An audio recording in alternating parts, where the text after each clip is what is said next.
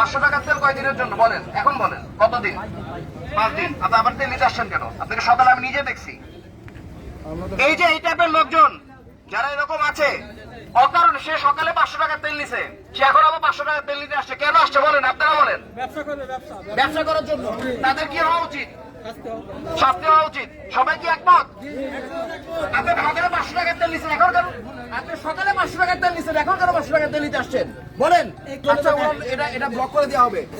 1860 সালের দণ্ডবিধি 268 ধারা অনুযায়ী কোন ব্যক্তি যদি এমন কোন কাজ করেন বা অবৈধ কাজ থেকে বিরত থাকেন যার ফলে জনসাধারণ বা নিকটবর্তী এলাকার বাসিন্দাদের সাধারণ ক্ষতি, বিপদ বা বিরক্তির সৃষ্টি হয়, এটা কি আমাদের বিরক্তি সৃষ্টি করছে না?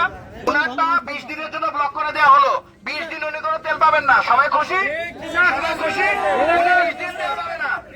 20 দিন, ঠিক আছে? ওকে। নাম্বার প্লেট নাই।